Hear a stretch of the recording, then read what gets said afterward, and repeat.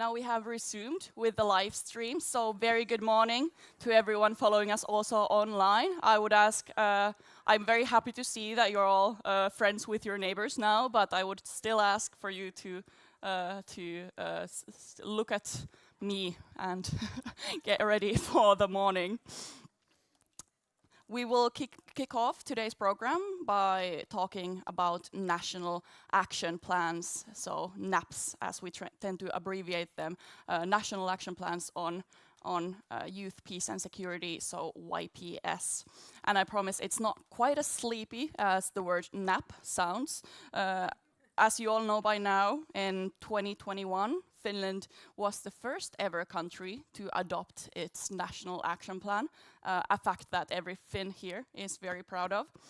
And as we speak, we are also in the process of finalizing our second NAP, a document that builds on the knowledge and the information that we have learned during these past few years with the first national action plan. In the world, altogether, 9 countries have adopted their national action plans, with a few more on the planning / preparation stage, which a fact that I'm very happy about, and I also hope to see as many new national action plans coming up in countries as possible. Now the next panel is going to dive into the Finnish example. We're gonna discuss what the process was like for us for adopting a national action plan, and we're also going to share some good practices. So I would now ask for all the panelists to come to the stage.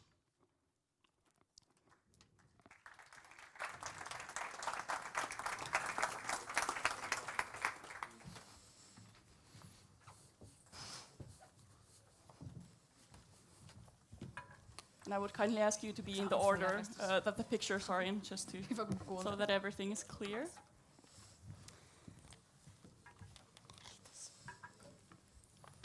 Now in the panel, we are first honored and privileged to have our Minister of Youth, Sport and Physical Activity, Mika Poutala. He was elected to the parliament in 2023, and he serves as the first vice chair of the Christian Democrat Party here in Finland. Fun fact, before his political career, Mika used to be a speed skater. He has actually competed in 4 Olympic Games, with his best being the 4th place in Pyeongchang Olympic Games in 2018. So if I were you, I would not challenge him to a skating competition. After retiring from competitive sports, Mika worked as an entrepreneur and as an official speaker. So welcome again, Minister Poutala. We are very happy to have you here. Thank you very much. Next, we are glad to have with us Camilla Ojala, a long-time advocate for YPS, and someone who has taken part in both of the Finnish National Action Plan processes. She has previously coordinated the work of the Youth Peace and Security Network in Finland. She has also coordinated the Nordic Coalition on Youth Peace and Security. I mean, what hasn't she coordinated? She works currently as a specialist on YPS and global citizenship education at YMCA Finland. Third, we welcome to the panel Elina Nivukoski, one of our UN youth delegates. Her delegate role centers mainly around women's rights and international and European law. Elina works to bring youth and other unrepresented voices into decision making, doing a very important work, as well as being currently an equality advisor. And then finally, we are delighted to welcome Katja Alfors. Katja is a career diplomat. She's soon moving to Dakar as Finland's ambassador designate to Senegal. Katja has been involved in YPS-related activities with several different hats. For example, as director at the Foreign Ministry Center for Peace Mediation and as director of the Unit for Development Policy. Most recently, she worked as senior advisor in the Unit for Northern and Western Africa. And the session is moderated, of course, by Paula Pättikangas, chair of the YPS network that I also myself represent.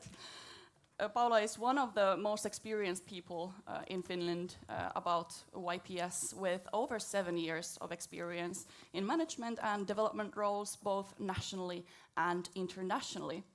Paula has previously represented Finland as a UN youth delegate, among other roles, and just between us, she's also great company to have a glass of wine with, I can recommend.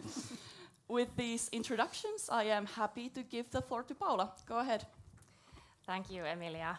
And good morning to everyone. Nice to see all of you here today as well.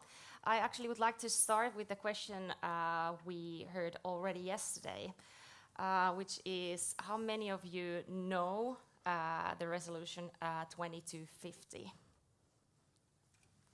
I think I see lots of more hands today, so it's really nice to start this panel discussion regarding the resolution and the national action plans. First of all, the National Youth, Peace and Security National Action Plans, we have 9 in total at the moment in the world, a couple of regional ones as well. And Finland has the honor to be the first country in the world to have a national action plan, which covered the years 2021 until the 2024.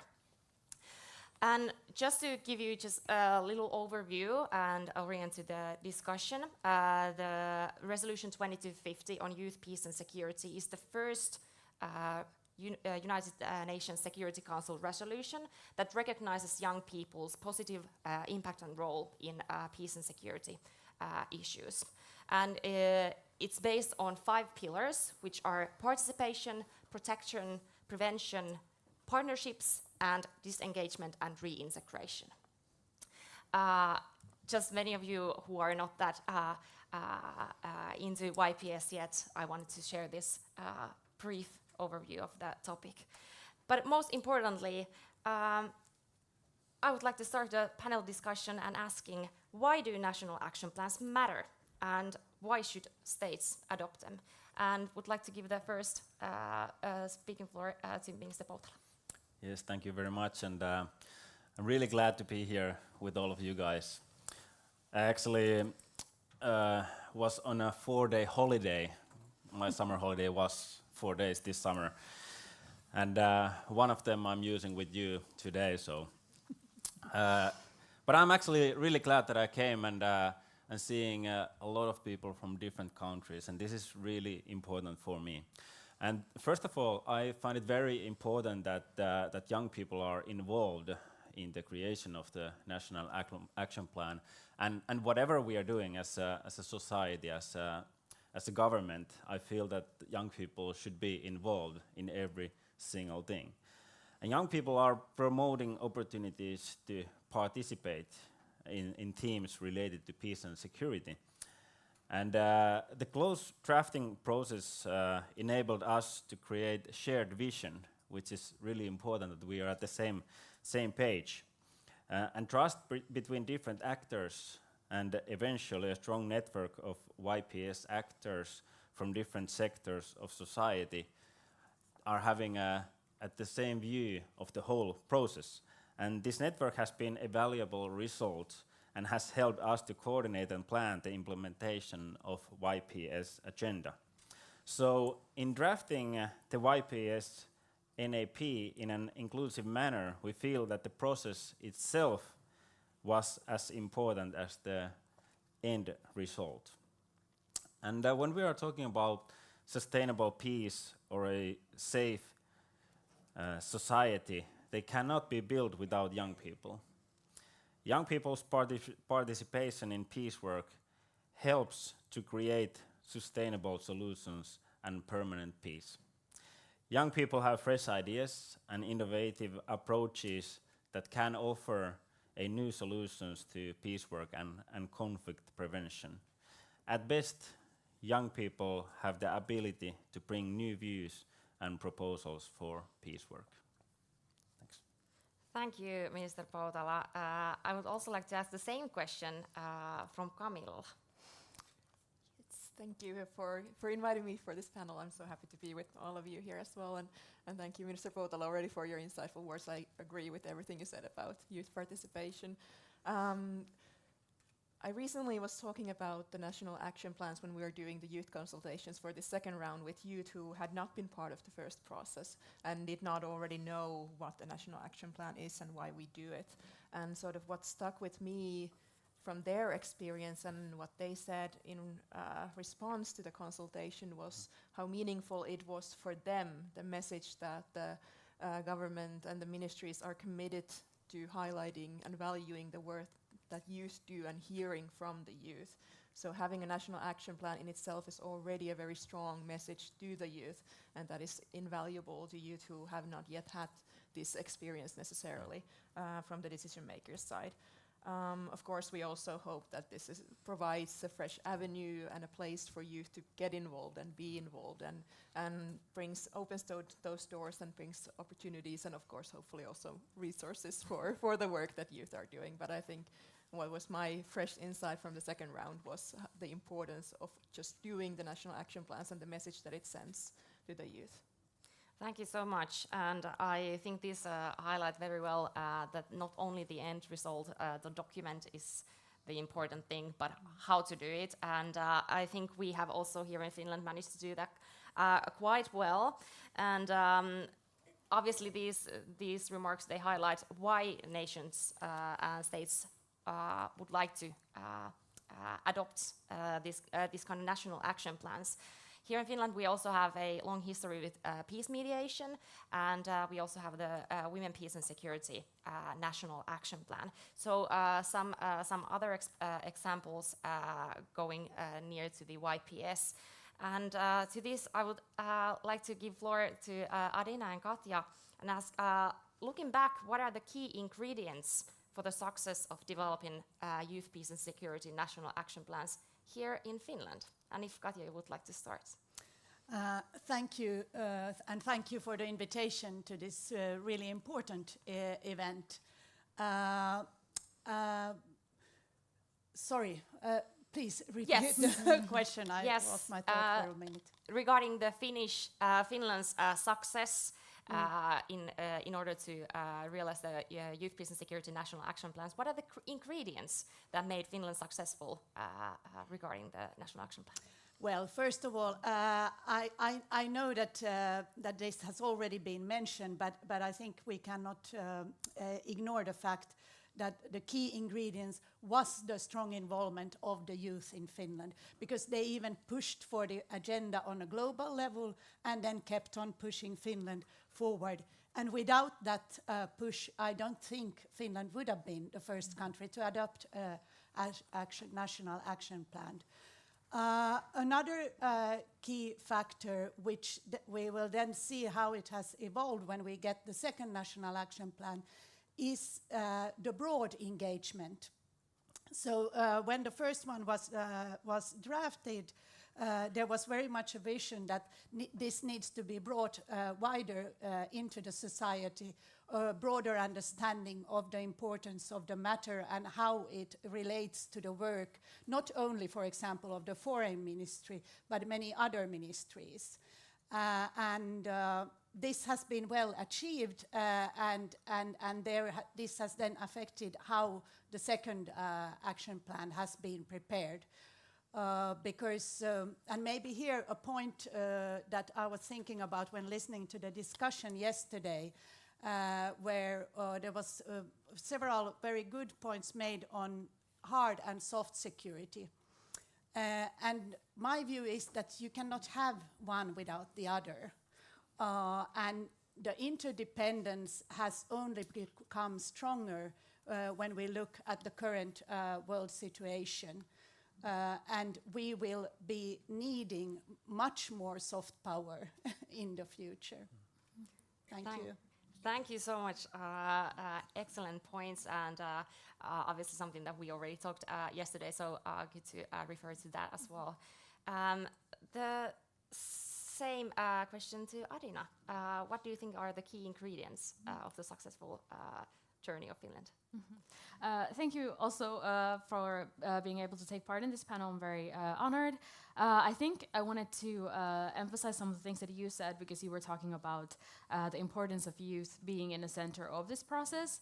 But I also think that it's very important to highlight that it's also a two-way street in a way that the youth was also heard. So I think that there is also this good cooperation with the ministry to also have this youth perspective to be involved. And I then also want to, as being a little bit more new to this agenda as well, is to kind of highlight that there has been very, very active people in the YPS network for years, as we were saying, that there are people like Camilla, Paula, and Anthony, for example, who has lived and breathed this agenda for a long time, saying that there's like a continuation, because a lot of times there can be these mandates. For example, the UN Youth Delegate mandate is only 1 or 2 years, and then if it's not like taken to the other person, then the knowledge might disappear in between. But I think that with this network, there has been really good ability to kind of make that knowledge, long lasting, and also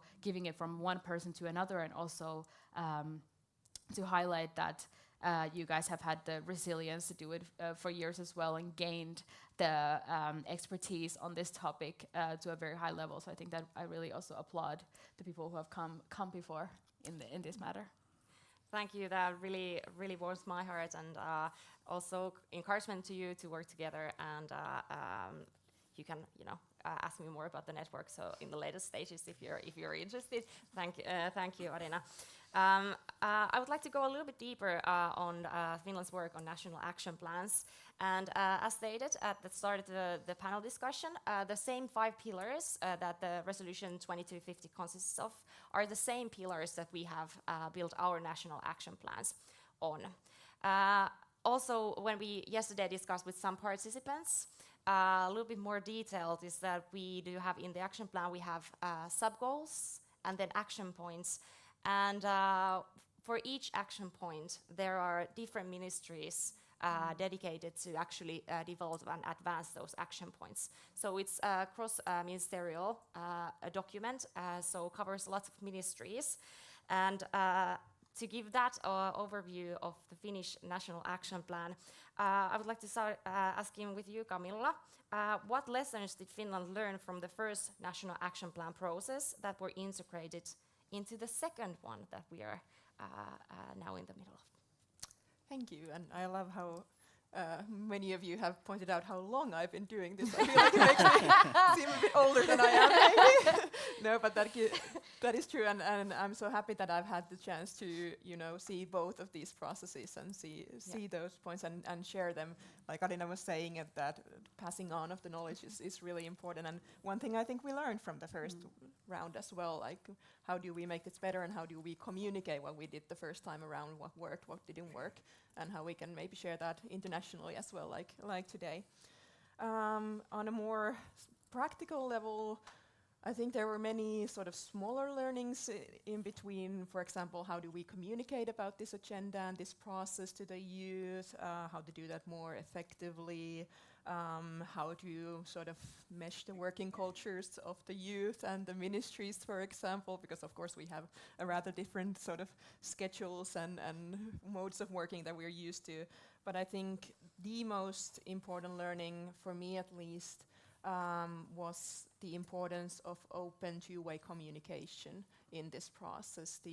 It was so important that we could have this sort of open collaborative relationship with especially the Ministry of Foreign Affairs, who was leading the process, and we could talk about these things even the first time around, but maybe even more the second time around, and sort of tell each other like why, for example, something is a priority for us youth. For example, we wanted very strongly from the start that civil society is also included along the ministries in the action points as a body that is responsible for the implementation.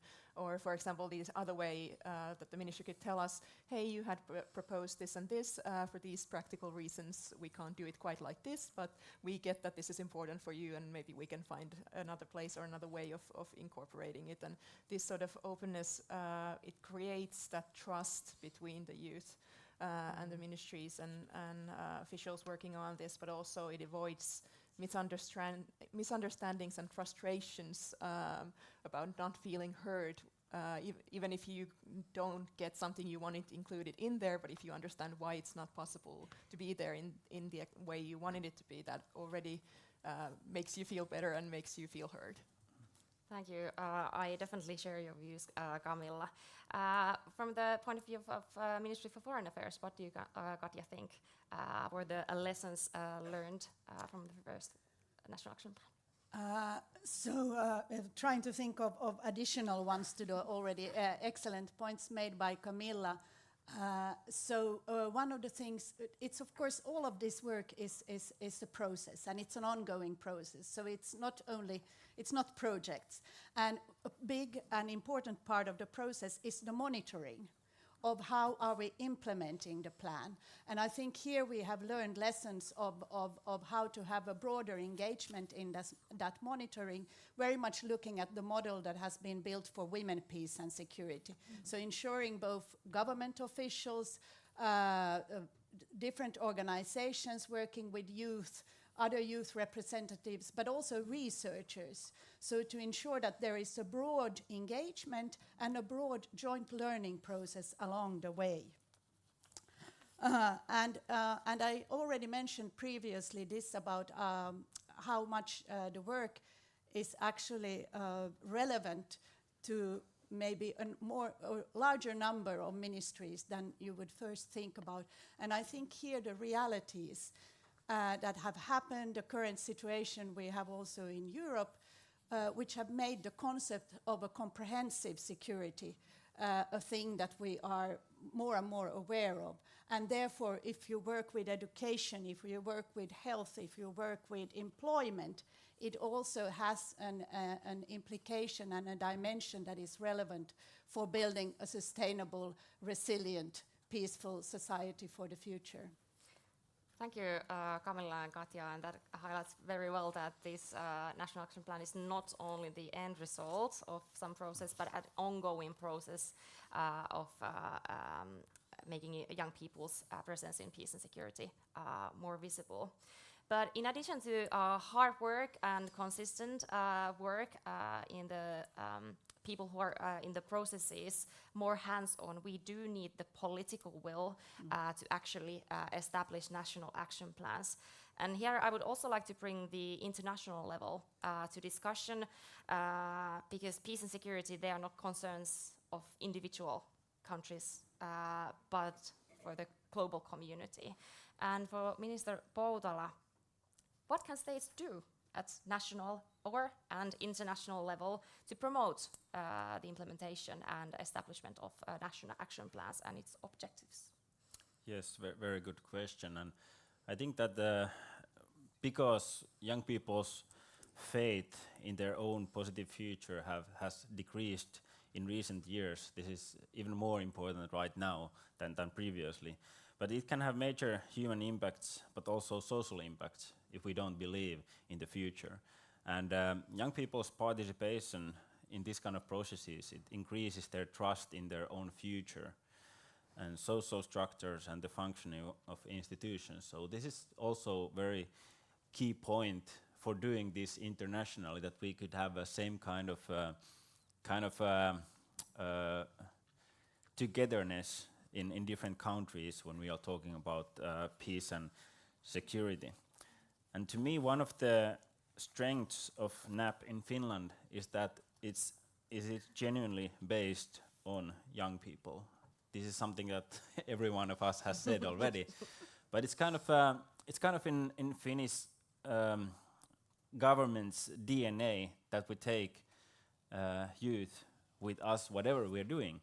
And one example is actually a week ago, I was in the United Nations High-Level Political Forum on Sustainable Development a week ago, and we were presenting this voluntary national review, which we are doing every 4 to 5 years. And one of the things that I was really excited and impressed when I was watching other VNRs to be presented was that when we, as Finland, were presenting the VNR, the one presenter was our Prime Minister, and then there was one big business leader, and then there was our youth delegate. And I didn't see anyone else having a youth delegate presenting the VNR. And that showed that not only we ask from youth what we should do, but we actually participate them, and we actually put them on the platform too. And that's kind of the thing that I'm hoping that more nations would do. Not only ask from youth what they need or what they want, but also giving them platforms to be present and to be in front of everyone to tell what they need. Thank you so much. Really, really good example. And maybe some of you met Jenny, youth delegate, yesterday at dinner. I really do that these kind of examples that we can show to other countries as well are really effective way to show how young people can be part of those processes. And in the voluntary national review, young people were not only in the stage when presenting, but they were also working with the document. So I think that highlights really well how young people are taking part in these processes here in Finland. But taking the United Nations into the discussion as well, Elina, as the UN Youth Delegate of Finland, you also have a close-up view how youth peace and security is advanced in the United Nations. How do you see the ways and methods that Minister Poutala mentioned are being applied in the international forums today? And as a young person yourself, would you suggest any additional approaches or perspectives? Very good question. I think it was very important to highlight, like, for example, that it's important to have the youth on stage as well. But I also think that, for example, if I'm thinking about additions or something, some of the perspectives that I think that in my work I have faced when worked with this agenda, for example, is that there would be more also focus on, for example, girls in these processes. And then to understand, I think that, we have the youth peace and security agenda, but when we're talking about peace and security, to also understand the wider context in a way that it's not only about if there is a peaceful situation, if there is a war, but there's also so many steps between. And then also I like that one of the sustainable development goals is just about peaceful and just societies. And I also think that in this process, I think that the perspective of for example, that we have rule of law or freedom of press or all these things that can affect also young people. And I think that it increases all the time. So that's why I also think that, maybe we should also review the documents more often, because I think that things are also changing very rapidly for young people as well, and the society is changing very rapidly. So I think that even a yearly review could be in place. Really good suggestion. Maybe that is something that people here can take with them and take young people in the processes as well. That was also a good lead to our next topic, which is more in the inclusive approach to the national action plan process. Obviously, we have talked lots of how young people are involved and were involved in both of the processes, but also the more inclusive approach. And that is something that we here in the forum, I think, have been talking about a lot, especially yesterday. So I do hope that we will continue the discussion based on your points as well. But Camilla, as you've been part of both of the processes, how was the inclusive approach of different actors and how that was ensured when drafting but also implementing the national action plans? And what role did the youth-led organizations play, and what lessons were learned from that process? Yes, thank you for an excellent question. I'll try to keep my answer below 20 minutes for this one. I feel like I could talk about this all day, but you can talk with Camilla afterwards. yes, please do. I think it was in both processes, it was sort of a given that, of course, we want these processes to be inclusive, especially when it comes to youth participation, but also wider civil society researchers, different ministries, and so on. maybe on the, maybe talk more about the youth side, since that's more relevant to me, particularly. Both times around, we wanted to make sure that we hear from the youth broadly, and had separate, well, not separate, it's maybe misleading, but had specific youth consultations that the national action plan sort of base on. So the first step was, both times around, was finding out what do you think about peace and security and youth participation more broadly, for that to be the foundation on which we build. So both times around there was online surveys, but also like face-to-face youth consultations. One challenge and one learning from the first round was that we need to be very mindful of reaching youth more broadly and more inclusively. So it's always easy to reach the youth who are already active and already interested. That's not the problem. How do we reach the youth who we really need to hear from, but are not, if they hear the word youth, peace and security, they're not like, hey, I want to be engaged with that. That was a challenge.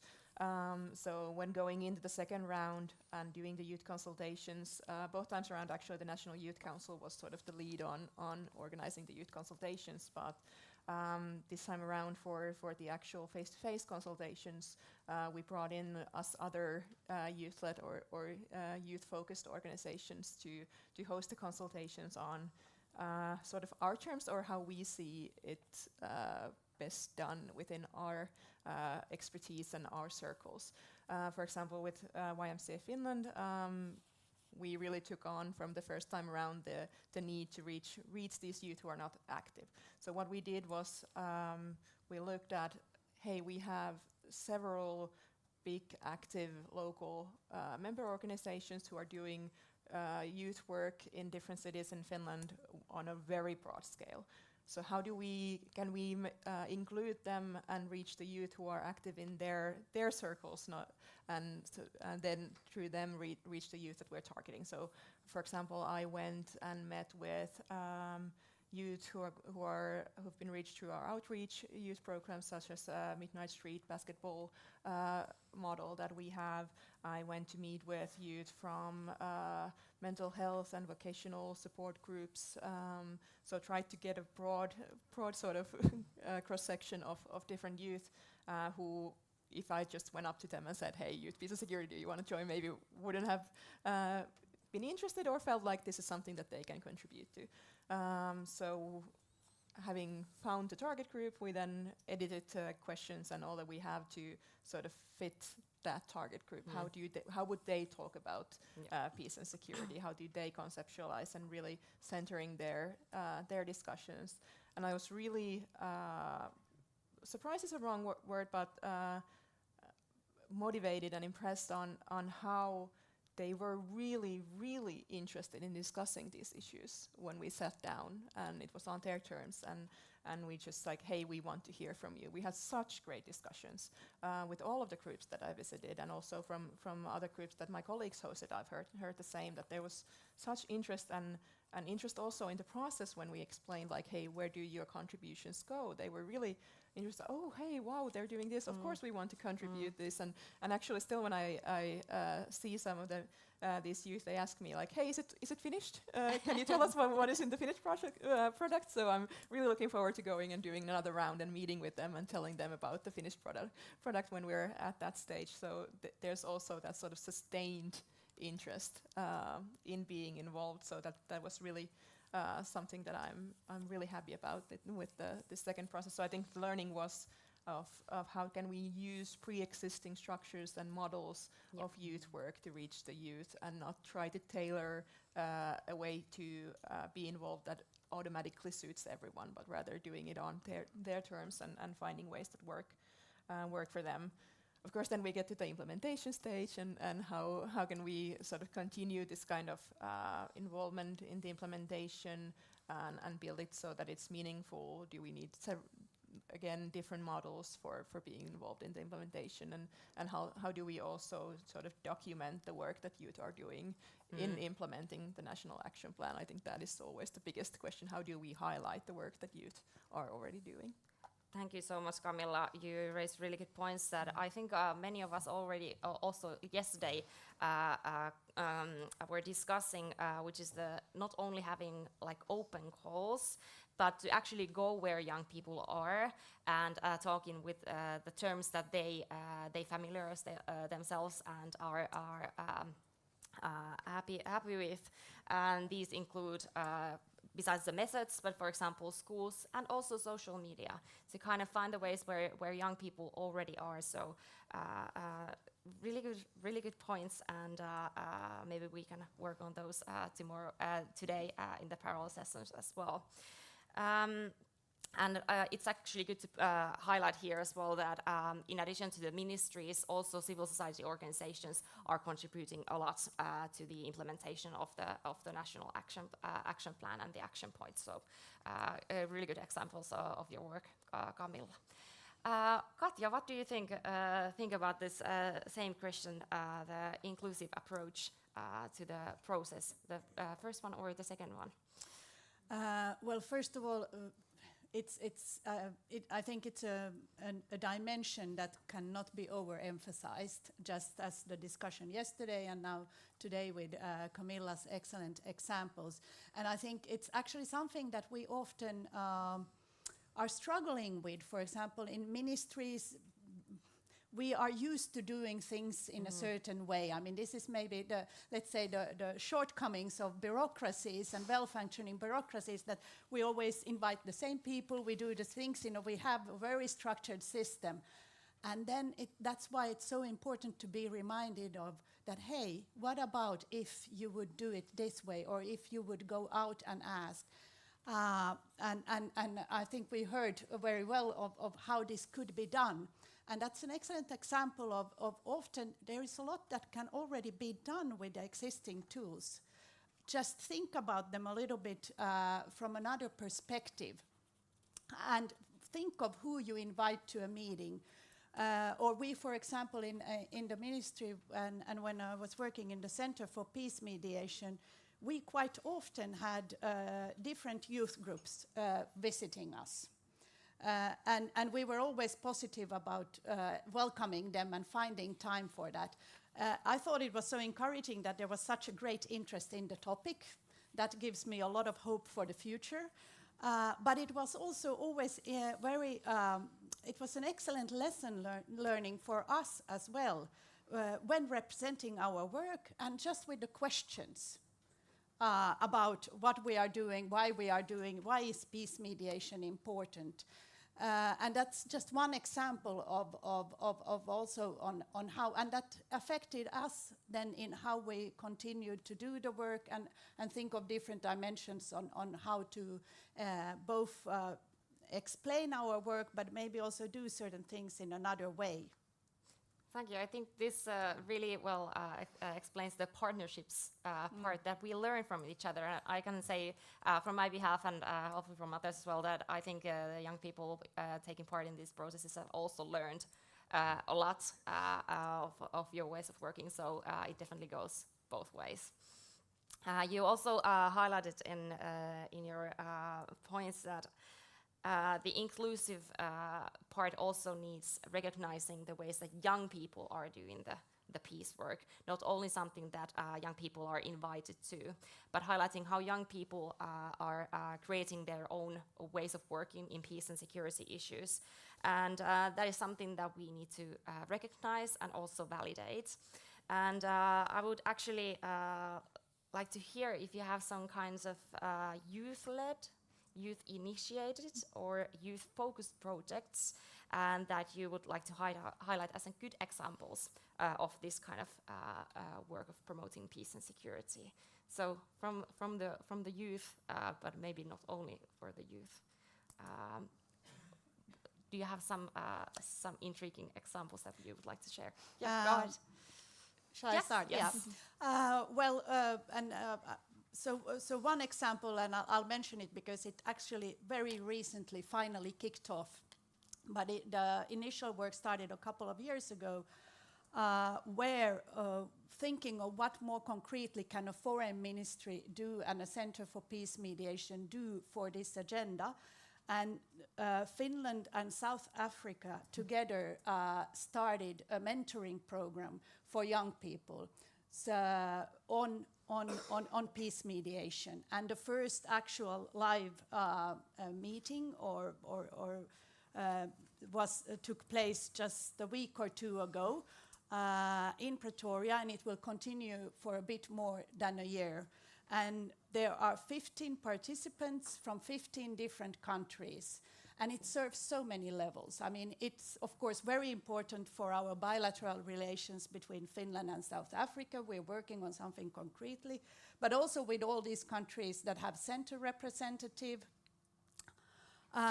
And then this group will visit, they started off in Pretoria, they will be visiting Helsinki, and they will visit two capitals that are very important when it comes to the multilateral fora, namely Addis Ababa and New York. And this is something that it took a long time to prepare it, and it was very exciting from the first beginning, because of course it was a learning process of how do you set this up, and how much do we decide, or how to make it as inclusive as possible, and so that you have a broad geographic participation and agreeing on which countries and everything. It would have been lovely to be able to welcome someone from every single country on the globe, but let's think of it as a pilot phase and see where it leads. But I think it will be very exciting to follow what all comes out of it, and also then to follow these young participants and what their takeaways will be from this journey. Wonderful, really good example. From the youth side, do you have some examples you would like to share, Elina? Yes, that was a very excellent example. I'm also looking forward to seeing what's going to happen after this program as well. But then also I wanted to highlight that I think that the problem right now is not that youth are not interested in peace. I think that, I don't know, you guys might have the same experience. When you open your phone, there's so much information all the time coming about different conflicts that are going on. People are feeling sometimes even hopeless. What can I do? We have a lot of discussions with peers, like what is the thing that one single person can do, what a young person can do. People are sharing a lot of information and using the power of social media in so many ways. And I think that that is also creating this kind of momentum, that this is a time when, if there is a concrete action that we can provide for these young people and a concrete plan, this can be like the success also for the YPS, that it's actually giving the framework how young people can act, because I think that a lot of people do want to, and a lot of young people especially have been seen discussing different conflicts that are going on in the world right now, and showing up to protest, and trying to find their information and all of these different kind of things. So I think that the problem is not that people are not interested, but I think the problem is that people don't know what they can do, and people don't know how they can have concrete action. And then at some points, like I saw this very good post also one day on social media where somebody was saying that young person was saying that I feel like politicians are also becoming influencers. Like they're also just saying like to people like this is horrible and this is concerning, but also they feel hopeless, because if the politicians are saying this is horrible, this is this, and then they don't see concrete action, they're thinking, what can I do when I'm 16, 17, 19, 20, or what can I do if a world politician cannot act on this kind of matter? So I think that now would be a very good time to highlight like the concrete actions. You were asking for good initiatives as well, and I just wanted to highlight also the Youth Peace Week that has been going on for years as well in Finland, that has gathered a lot of people from different sectors, and on young people who are interested in these topics can organize their own workshops and all these kind of things. So I think that is a very good kind of thing that's already existing. But I think that the thing that we really need concretely more is also to a channel for these young people that is making them feel like they really do have a say in, for example, the policy of the country, in a way that they feel like they are heard. Right, definitely. And when they are actually doing something, we should also recognize the work. Really good examples. Thank you, Elina. Camilla, do you have some examples you would like to share? Yeah, sure. I mean, great examples from both of you already, and really excellent point on providing youth with those opportunities and highlighting them. Maybe I will take that chance to highlight one project that I was really inspired by, that was done by a group of our youth from Tampere, actually the same group that took part in the National Action Plan process. They've come into the work of our Tampere Association through outreach youth work, the Midnight Street basketball model in particular, which is a model where you provide safe spaces for youth to come together and play basketball, where there's safe adults around and support if anyone wants to talk about something. For example, just providing that safe space. So this is sort of as a background as to sort of where these youth come from in our activities. They have this group that meets once a week to discuss different topics, whether they're like what's going on in the world, sustainable development, peace building, anti-racism, all kinds of topics that they feel are important. What they did this past year was that, first of all, they on their own applied and got funding for their project from the European Solidarity Corps. So this was from their initiative in the first place, and they had this project called Culture Mix. And what they did was they organized this multicultural festival in Tampere that brought together youth and local decision makers and citizens of Tampere in general. There was basketball, of course, since we're the YMCA, but also different sustainable development games and a panel discussion where they were with youth and local decision makers, that they came up with their whole different panel model that involves the audience more, which I will be stealing from them because it is really good. So they created this whole project and event that really brought people together on the same level and really gave the opportunity for youth and decision makers and just citizens to meet and to discuss and have fun together and learn about each other's cultures, and it was so I was so impressed with the project in general, but also the sort of atmosphere in the event. And this just for me goes to show that if you give youth the resources, they will do something amazing with them usually, and with very small resources as well. They manage to do really great things. So that's why I think it's so important that we give those opportunities for youth to do things on their terms and in the way that they feel is the most beneficial in their context and their communities. Thank you. Thank you. I think it goes without saying that there are loads of more examples, but I think you shared us great examples from different levels of youth-led, youth-focused, or youth-initiated examples. And these are definitely something that we should root for, and the National Action Plan is a really good way to also give a framework to the work of promoting, for example, these kind of initiatives.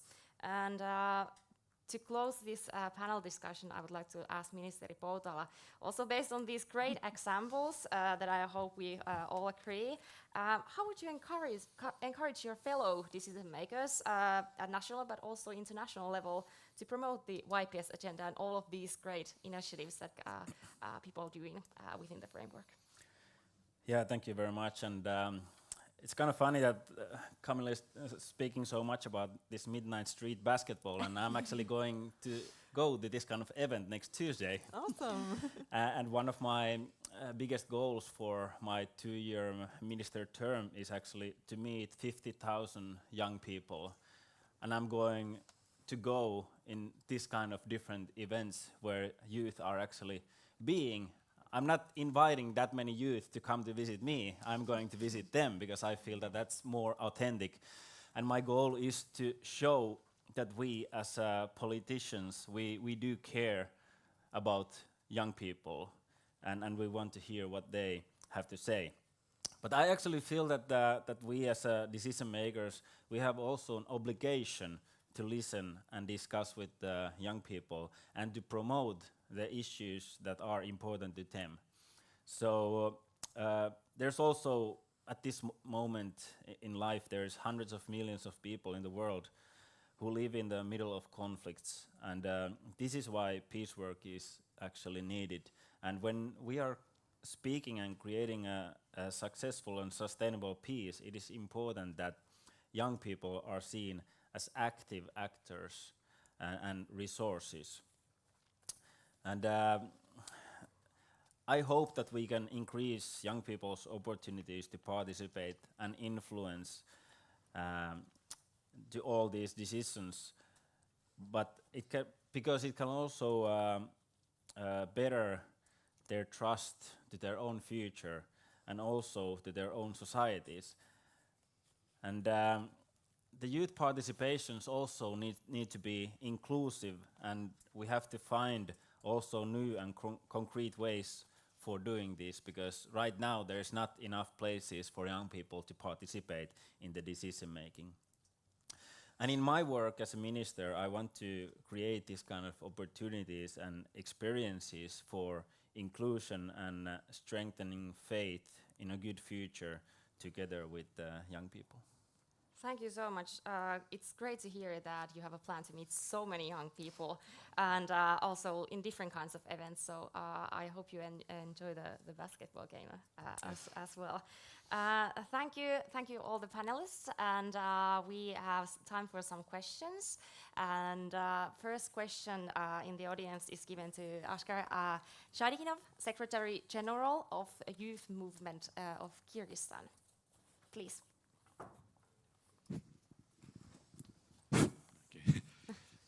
Good morning, dear Minister, dear participants, dear friends.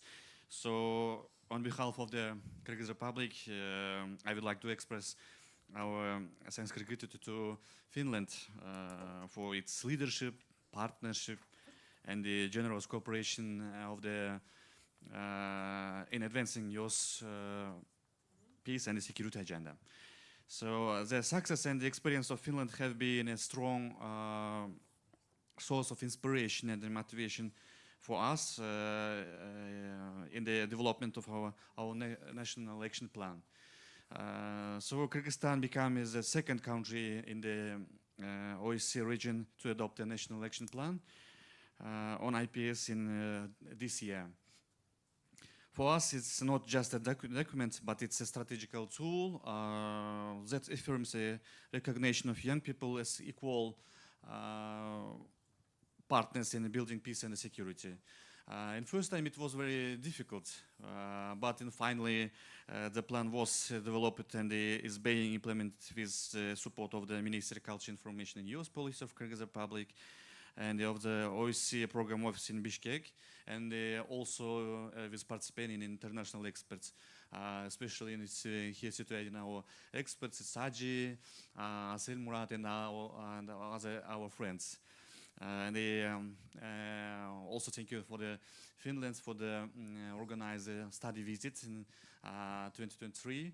It was very useful for us for the implementation of our action plan. The development and the implementation of the plan actually involves 13 government agencies in Kyrgyzstan, as well as the youth organizations, civil society organizations, and also our National Youth Council. The entire process was built on principles of inclusivity and the open dialogue from the capital of the most remote regions, rural youth and the ethnic groups and the other young women and the other groups. So youth organizations today play, and also our National Council play a key role in implementation of the plan. From grassroots mobilization on the monitoring and the proposing of new initiatives in our country. So next year we will plan to initiate to the establishment of regional youth council for Central Asia to make the dialogue, cooperation, and the make the together implementation of action plan in our region. So we firmly believe that a sustainable peace cannot be achieved without systematic and meaningful youth participation. That is why we continue working in institutionalization, youth engagement at all the levels.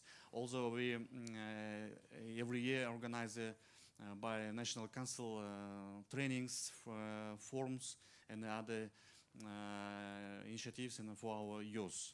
So also we are also deeply interested in building cooperation all over the countries, all the participants in here today. Thank you. Thank you so much. Great to hear also from your experiences. And as you can see also in the OSCE region, we do have now more than one national action plan, and hopefully in the recent years, many, many more. From the audience, do you have any questions for the panelists regarding the national action plans or some other topic? Yes, please go ahead.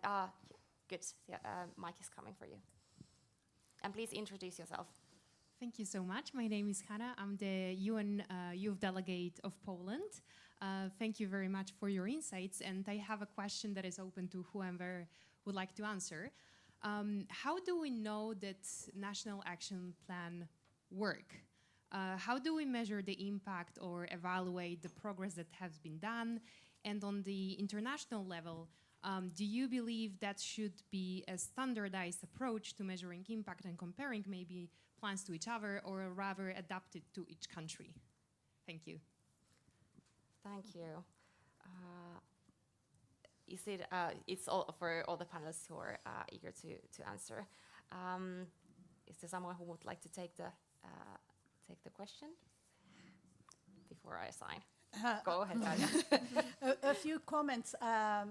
A good question, and I just without having been very heavily involved in these processes, it's good to have something where you could compare countries, but then I'm a bit hesitant because just that the realities are so different, and what's most urgent in one context might not be the most urgent thing in another one.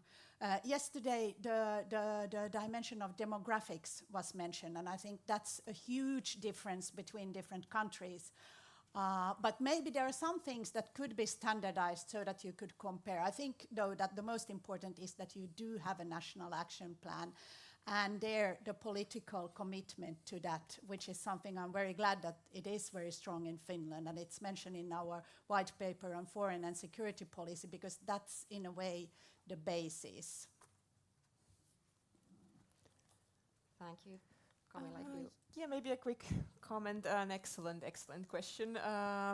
Yes, I feel like there's surely work to be done on the measuring and how do we, what are the indicators that we use, or how do we measure? I think our approach more now has been reporting what has been done and sort of focusing on the impact of those activities. But one problem I feel like we run into, and if someone has an answer for this, I would love to hear, is that we talked a lot about comprehensive security and sort of broadest perspective to the agenda, but then we get to what is actually implementation of the National Action Plan from this more wider perspective. What is included, what is not included, because arguments could be made for a lot of things to be included.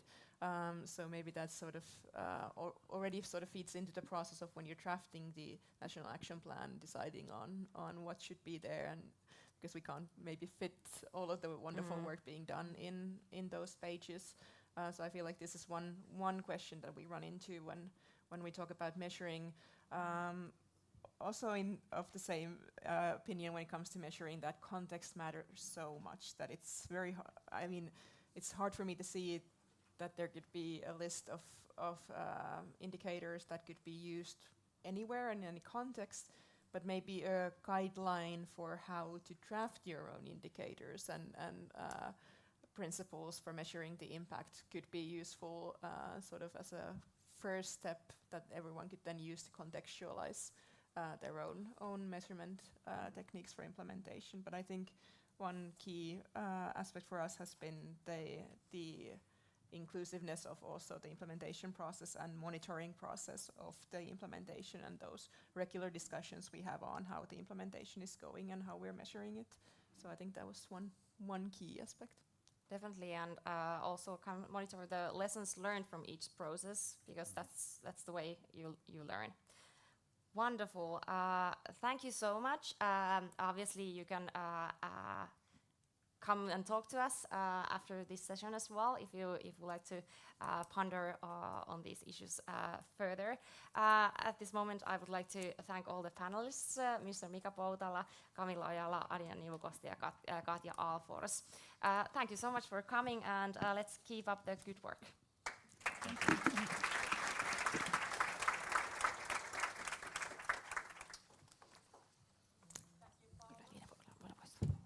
Paula, and thank you to all of the panelists for such an interesting discussion. I do hope that this discussion gives every one of you some insights on how to advance the agenda further. And as I said earlier, I am very happy if I get to see some new national action plans forming in different countries. Also, if you ever need any help by advocating for national action plans, me and Paula are always happy to help and to be available. Thank you also to our followers online. We will now take a break from the live stream and we will continue at 3:30 p.m. Everyone here, please remain seated. We will end the live stream now.